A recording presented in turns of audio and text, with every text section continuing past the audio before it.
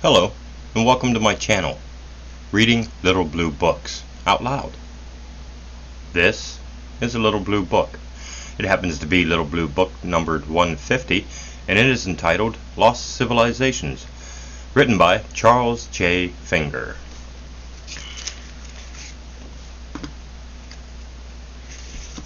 Let's see, is there a copyright date for this one? Some have it, yes. Copyright 1922 by E. Heidelman Julius Publishing Company. Table of Contents. The East, Chaldean, Egyptian, Arabian, Persian, India, Ceylon, the Western World, Peru, Mexico, Signs of the Past, and the Common Spirit. So we'll begin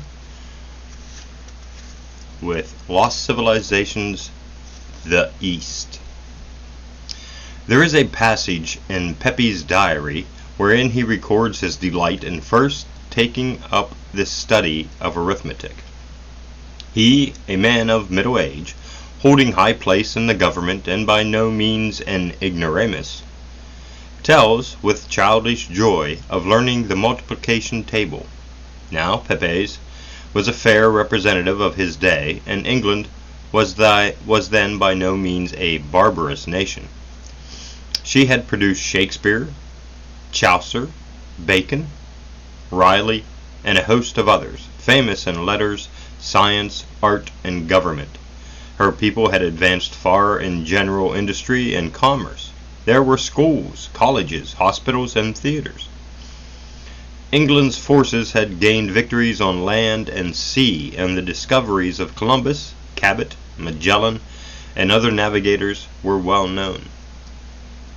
For all that, this secretary of the Admiralty, the man of the world who had been educated at Cambridge University, set down with boyish delight the record of his first acquaintance with elementary arithmetic.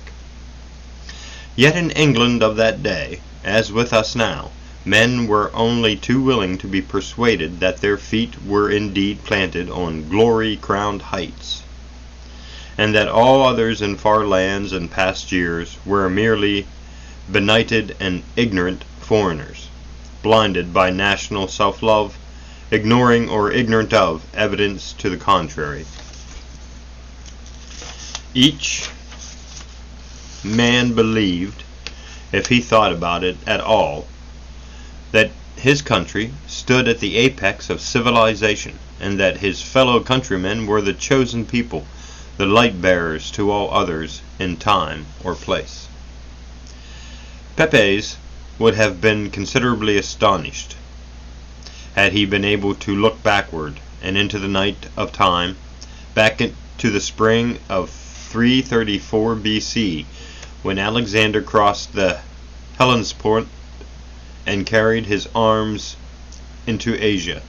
Already the pyramids had stood for more than 20 centuries, a mighty monument to a great civilization, and in Babylon, when the conquerors arrived, they gazed astonished at great walls, more than 60 miles in compass and 80 feet in height, and so broad that 6 chariots could drive abreast on the top.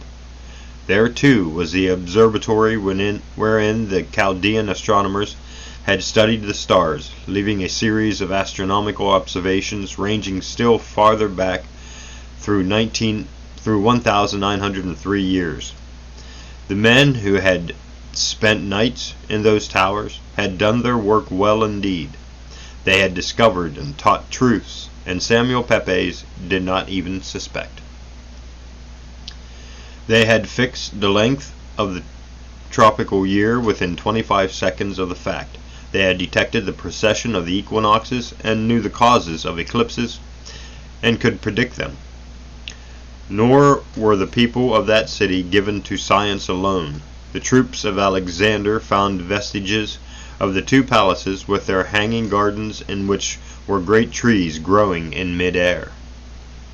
They stood in mute wonderment before the wreck of the hydraulic machinery that had supplied the gardens with water from the river, and more wonderful still the great tunnel under the river bed.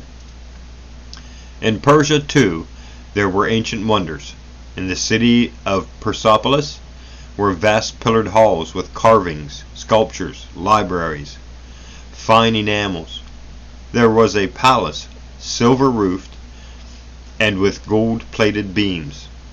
There were sundials, water clocks, astrolabes,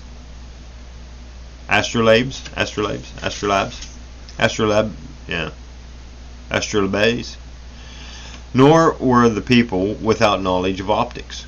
The convex lenses found at Nimrod told its tale.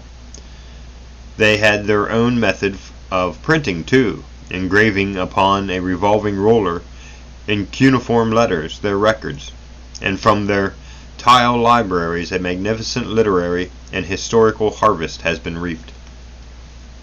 And Alexandria, the capital not only of Egypt, but the intellectual metropolis of the known world, with its library of 400,000 volumes and its annex containing a further 300,000, that was founded by Ptolemy Soter, BC 298. The story of its management and the rules and regulations reads like the work of a modern institution. The chief librarian had orders to buy at the king's expense whatever books he could. A corps of transcribers was maintained whose work was to make copies of such books as the owners did not care to sell. A foreign work was at once translated and the author well rewarded. For instance, the works of Euripides, Sophocles, and Achilles, having been obtained from Athens, their owners were given transcripts together with a cash payment amounting roundly to $15,000 in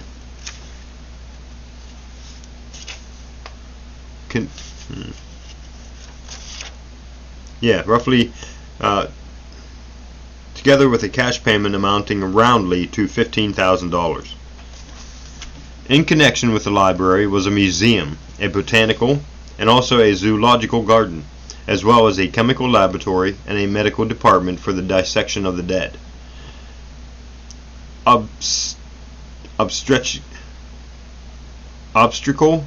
and surgical instruments, dental tools, delicate balances were used, and there were incubators for the artificial hatching of eggs.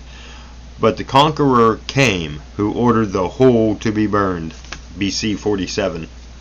In like fashion, later and later still, the Spaniards in Mexico made a bonfire of Aztec picture writings, and Cardinal Zeninas delivered to the flames in the public square of Granada some 80,000 Arabic manuscripts. War and bigotry, hate and fear have always been the cardinal vices. Still less did Pepe's patient learning his multiplication table in the year 1665 guess that in ages of which he had never dreamed, Ulysses had produced his work on mathematics, a model of accuracy, perspicuity, and a standard of exact demonstration. That Archimedes had written 2 books on the properties of the sphere and cylinder, on the nature of the parabola, and on the spiral which bears his name. That the same thinker had laid the foundation of hydrostatics, had invented a method for the determination of specific gravities, had discussed the equilibrium of floating bodies, had discovered the theory of the lever, had invented a screw for raising the waters of the Nile. Nor could he dream that the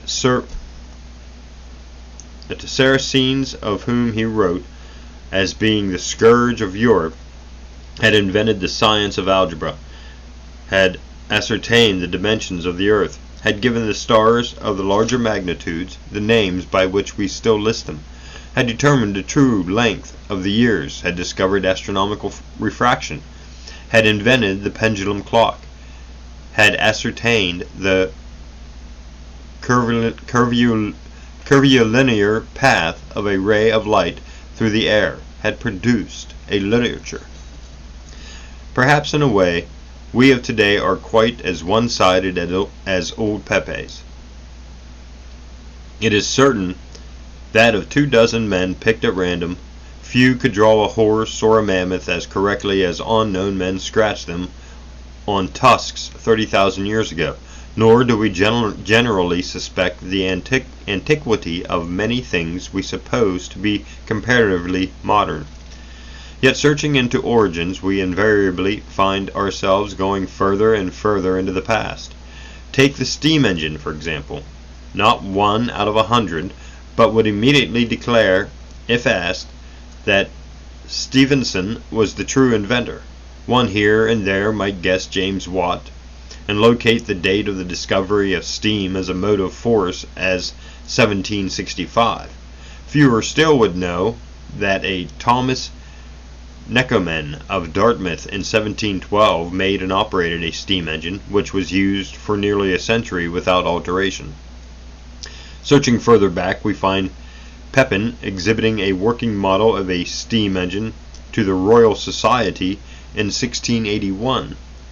Leaping further still, past a time when Western Europe was inhabited by savages, we find Hero of Alexandria in his book Pneumatics describing his aeoliopile,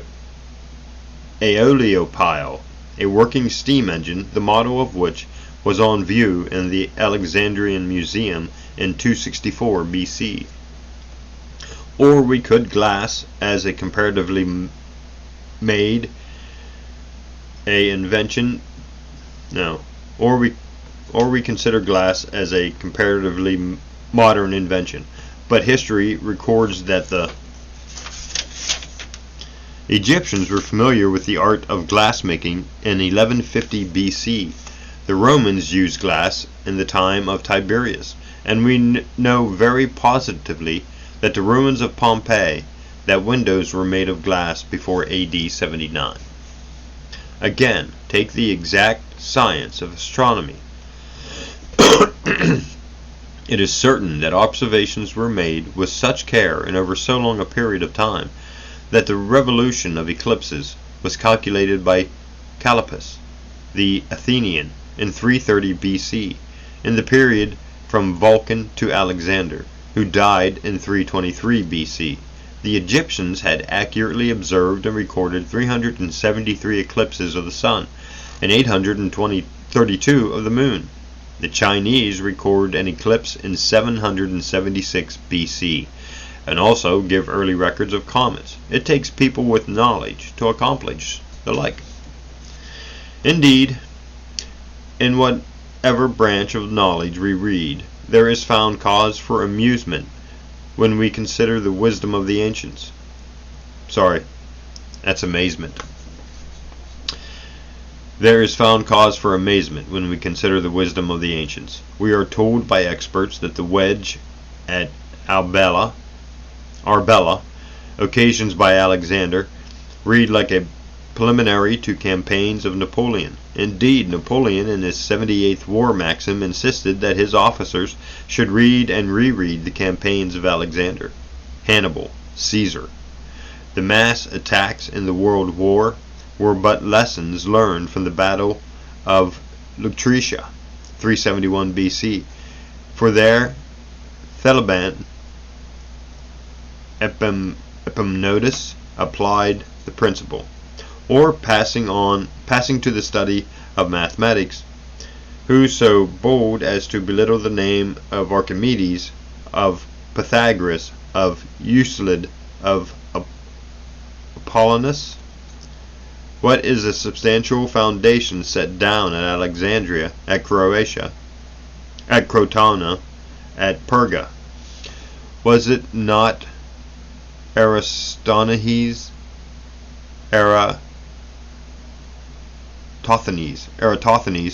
who so closely approximated the circumstance of the circle? Was it not the same man who computed the circumference of the earth? Boy, I'm not good at pronouncing Roman names. And I think we'll stop there, because that's the end of the chapter. And we'll see you in part 2.